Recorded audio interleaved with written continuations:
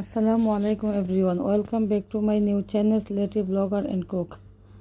মানুষ যখন সুখে থাকে তখন দুঃখের কথা মনে পড়ে, আর যখন দুঃখে থাকে তখন সুখের কথা মনে পড়ে। আমাদের জীবনে এমন কিছু আকস্মিক ঘটনা থাকে যা আমরা চাইলেও ভুলতে পারি না, মন থেকে সরাতে পারি না। গত বছর রমজান মাসে আমি আমার শ্বশুর বাড়িতে ছিলাম।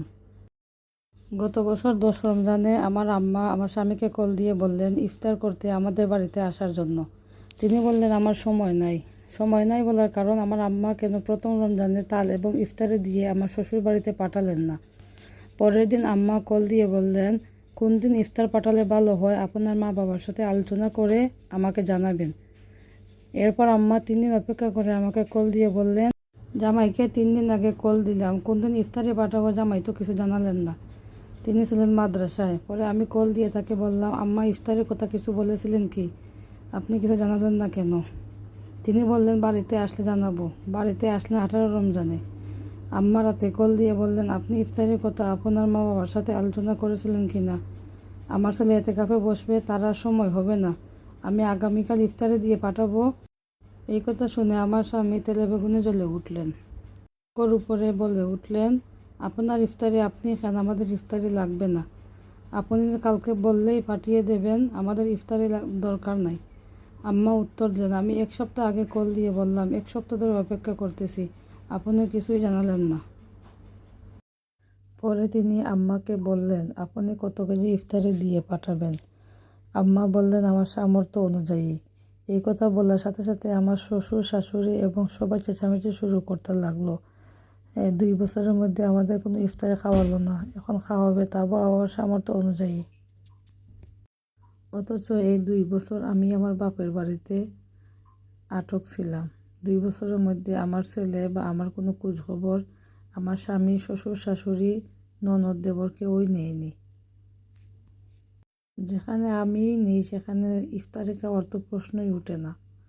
যাই হোক, তারপরে তারা বলল ইফতারি পাঠালে সারা গ্রামের মানুষের জন্য পাঠাবেন, না হয় পাঠাবেন না।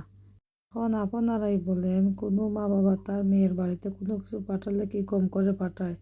সবাই চায় তার মেয়েটা সুখে থাকুক। যাই হোক, এরপর আমার স্বামী আমার আম্মাকে গালাগালি শুরু করে দেয়।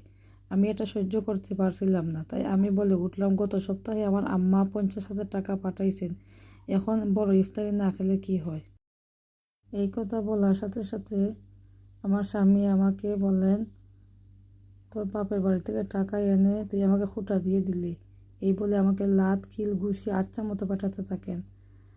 50টার নিচে তো হবেই না, 50টা লাত, 50-60টার মতো কিল ঘুষি হবে। আমার 2 হাতে এবং শরীরের মধ্যে মারলেন আমার শ্বশুর শাশুড়ির সামনে। তারা তাদের ছেলেকে তো ফিরিয়ে নিলই না, আরও উল্টো আমার শাশুড়ি তার ছেলেকে শিখিয়ে দিল মার মেয়েকে মেরে ফেল, চিরজীবনের জন্য জবানটা বন্ধ করে দে। এই সময় আমার আম্মা আমার ফোনে লাইনে ছিলেন, আমার আম্মা সব শুনেছেন। আমি মায়ের খেয়ে মুখ থেকে ফেফড়া বের হতে থাকে, আমি বেহুশ হয়ে মাটিতে লুটিয়ে পড়ি। অথচ গড়বড়া মানুষ ছিল, কেউই আমাকে 1 গ্লাস পানিও দিতে আসলো না। হুশ হওয়ার পর আমি তাকিয়ে দেখি আমার ছেলে আমার পাশে বসে আছে। আমার ছেলে বলতেছে আম্মু তুমি কান্না করো না, আমি তোমাকে ডাক্তারের কাছে নিয়ে যাব, ওষুধ কিনে দেবো, তুমি সুস্থ হয়ে যাবে। পরে আমার 3 বছরের ছেলে আমাকে 1 গ্লাস পানি এনে খাওয়াইছে। এরপর শরীরের ব্যথায় আমি অনেক কান্নাকাটি করলাম। একটু পরে তারাবির নামাজ পড়লাম, পরে গেলাম পাকঘরে রান্না করতে। এরপর আমার শাশুড়ি আমার হাত থেকে ভাতের ডেকটা কেড়ে নিলেন, আমাকে অনেক গালিগালাজ করলেন এবং নিষেধ করলেন আমি যেন রান্না না করি এবং ঘরে কোনো খাবার না খাই। দিন রাতে আমি সেহরি না খেয়ে রোজা রাখি। আজকে এই পর্যন্ত। পরবর্তী ভিডিও আপডেট পেতে ভিডিওটা লাইক দিয়ে পাশে থাকার অনুরোধ রইল।